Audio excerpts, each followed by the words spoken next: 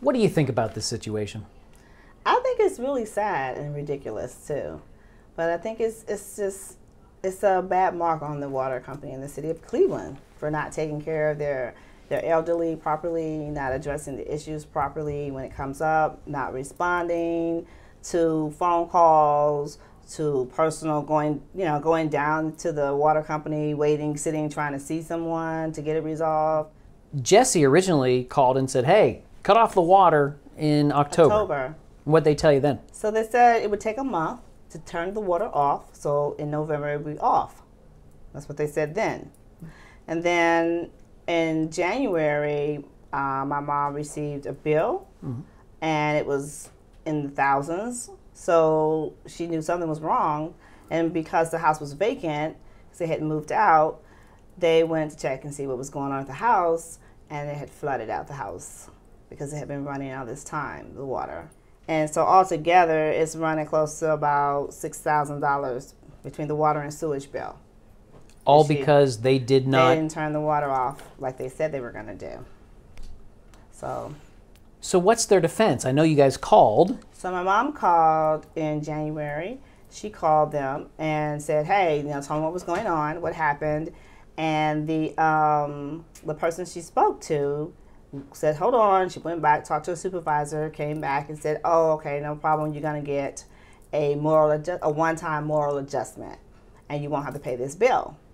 So that was good news. And my mom has great records because she took down dates and names of everybody she spoke to. So we have all that. And so she was waiting to hear. She said somebody will call you, a supervisor will call you, and in a couple weeks.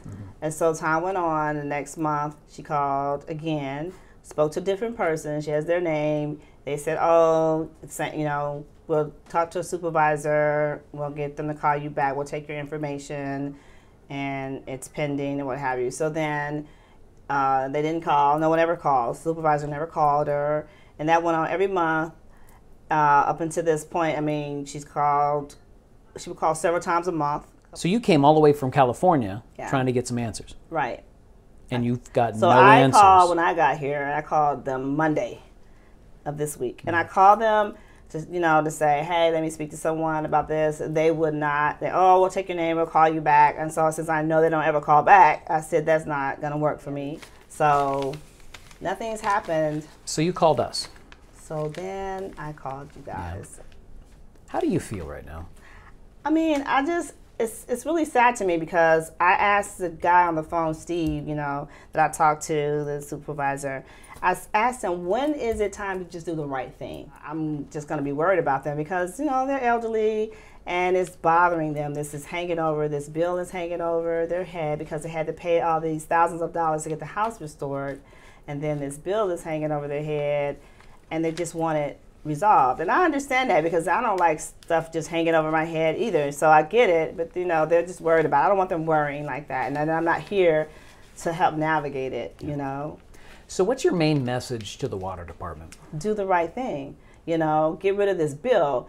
I asked him, I said, why isn't there some kind of check and balance where you should know if this bill is getting outrageous in the thousands, no one lives there, you should know something's wrong. If it's not the normal bill that's going to this house month after month, you let this go on and you never contact them, you never shut it off, you never say anything, and then so now it's brought to your attention and you want to adjust this or get rid of this bill for them. You won't even talk to her, meet with her, supervisor won't call. I mean, they have to go and sit down there. My dad is not, is ill. He's not feeling well even today. And so for him, he has problems with his knees and his legs. So to go down there and have to sit in pain and wait, they shouldn't have to do all that. So it's upsetting is what it is. Really is. It's hard. Yeah. You get a little emotional about it, huh? Yeah, because I'm far away. It's hard to take care of them. Yeah. I can see that you're... Excuse me. No, it's understandable. I mean, you don't want to see your parents upset and being treated this way. Right. Yeah. It's difficult being that far away. And so I can't keep flying back and forth, to try to get it resolved. Yeah.